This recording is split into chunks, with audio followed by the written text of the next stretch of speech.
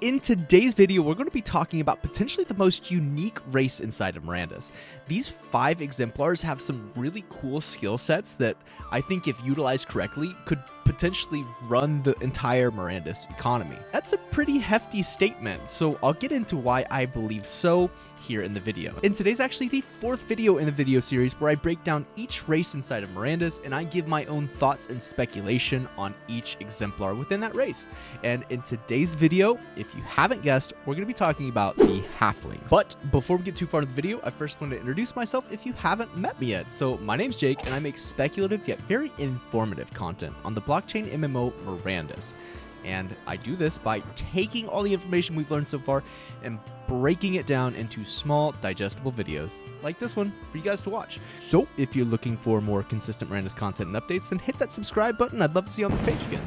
If not, then I appreciate you stopping by and I hope to see you again sometime. In this video, we're going to set the like goal for 60 likes, so it's free. Just hit that like button. I would really love it. It helps to boost the engagement on this video, and it helps YouTube to say, hey, this is a popular video. I'm going to promote it to more people, which spreads love to Mirandus, and that's the ultimate goal of this channel. But without further ado, let's get into the Halflings. So I previously said that the Halflings have the potential to be the most unique race inside of Mirandus, and I said this for a couple reasons.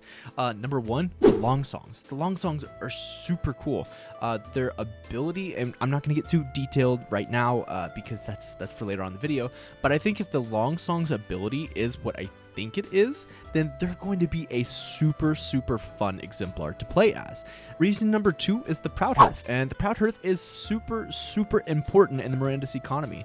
I'm not going to get too detailed right now, but the Proud Hearth basically controls how much food is going to be put into the Mirandus economy, and you need to eat to play. So if you're looking for a job in Mirandus, you can almost guarantee that if you buy a Proud Hearth, you can find some sort of tavern that's looking for a Proud Hearth to hire, especially if you have good skill set. And then the other exemplars are just cool because they're more of a sneaky race, and we're gonna get into some speculation here in a little bit.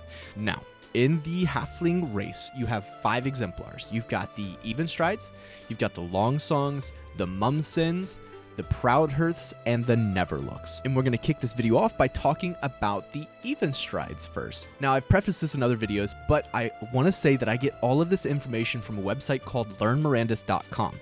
Now, I don't know who developed Learn Mirandus, but it's a really great website to go on and read through content. You can see some detailed lore on each exemplar, all that we know anyway.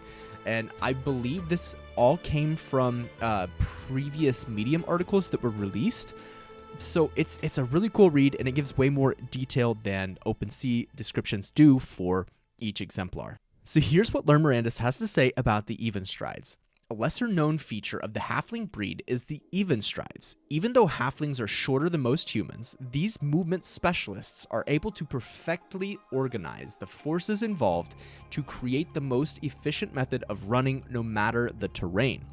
They can almost always outrun humans and orcs both in terms of sprint speed and endurance.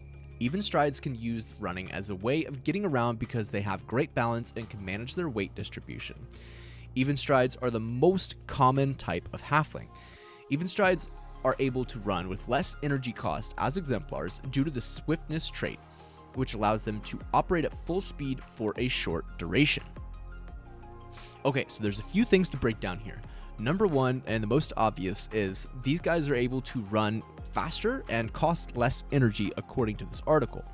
So we can assume that's actually going to be very important in Mirandus because of the last playtest. Now, if you did play the last playtest, you quickly realized that energy was super important, because if you didn't participate in the last playtest, it consisted of us walking around and shooting goblins with bows. Now, when you had your bow out, your movement speed was super slow, and it also cost a lot of energy to shoot that bow. So when you combine shooting the bow, holding the bow, and moving, your energy bar ran out super duper quickly. So having these guys able to run further or do more things requiring less energy That's going to be super, super helpful, I think. Here's a scenario where the even strides would be super, super helpful. And we'd actually talked about this on the Mirandus Farmers Almanac podcast a little while back, and I'm pretty sure that Virtual is the one that said this, either that or it was Punjab. I don't remember exactly. But we had talked about the instance of the scenario that you're running away from monsters. And if these goblins have more stamina than you do, and you've got like 10 goblins chasing you, and maybe goblins are stronger than you are at that level, it's going to be really hard to get away without a horse, because you will run out of energy before they do, and they will kill you, and then you die, and then you lose experience, or you have to pay materium. And there are several other scenarios where I think that this guy would be pretty helpful.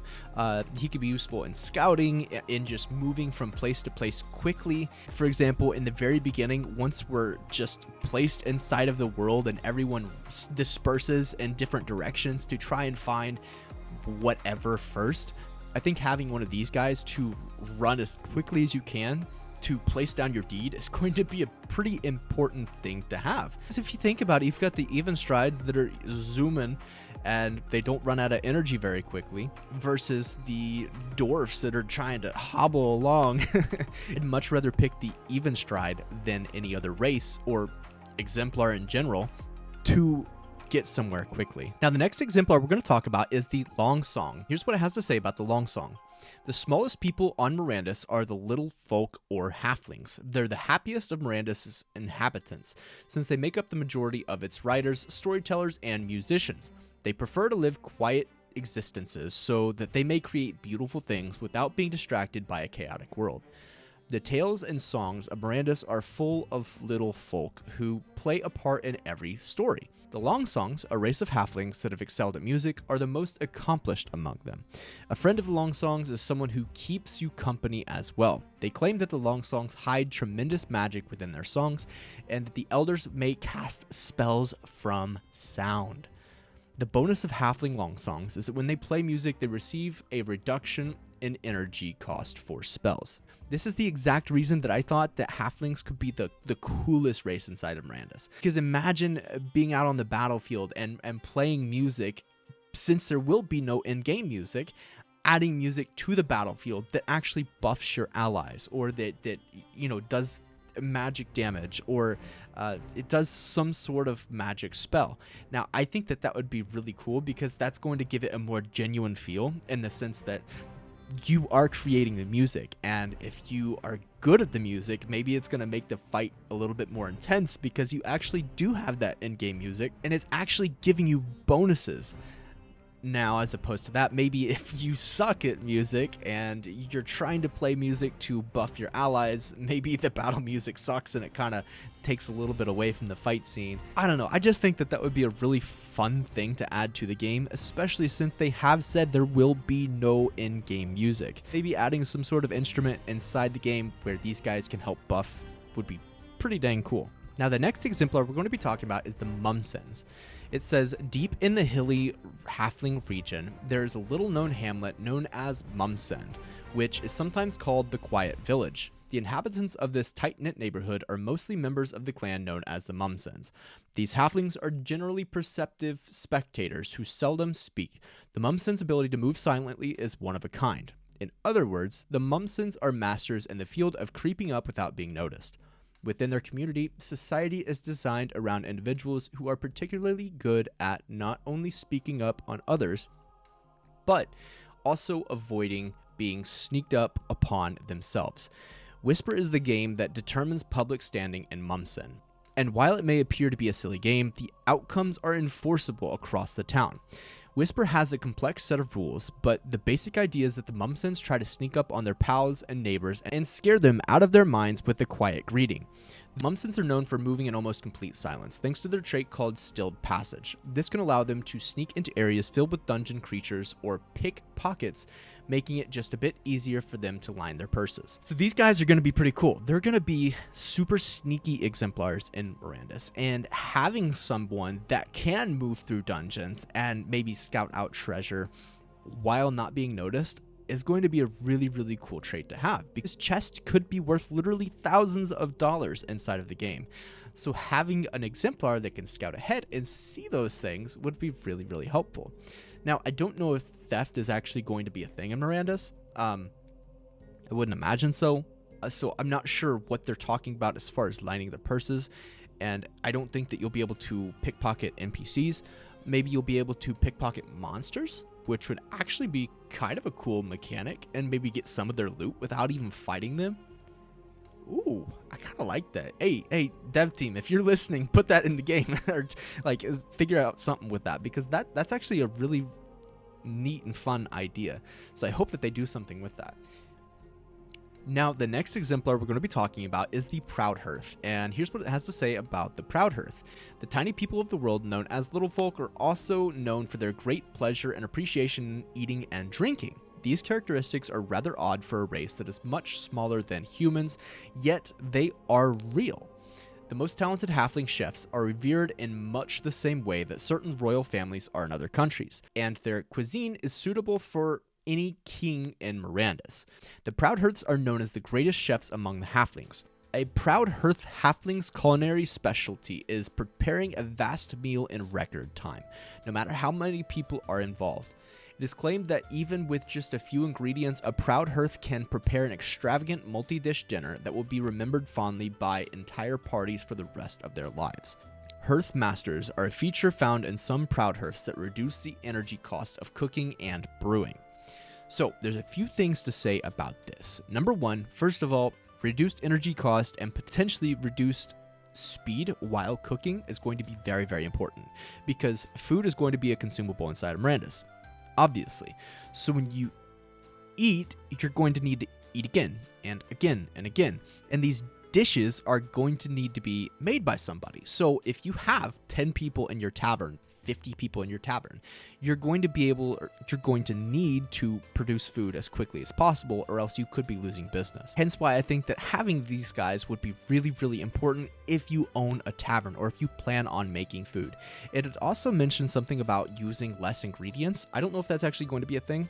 If it is, that's going to be super, super OP, because not only are you going to be cranking out food more quickly, but you're also going to be using less money to do so. And the last of the 5 halflings is the Neverlooks, and it doesn't really have a lot to say about the Neverlooks. Here's what it says though. Eavesdropping and hiding brings the Neverlooks great pride. To them, a conversation overheard is meant to be shared and profited from. And then it says, if crouched and motionless, you were almost invisible. So you can see where this also comes in super, super handy. So we can kind of roleplay a little bit and think, oh, I could go inside of the game, stand in a specific spot where maybe 2 players are going to be talking about something important, and overhear that information. Now, I don't know how actually useful that's going to be in the game. I don't know if that's actually going to be a thing. I think that that's really, really cool.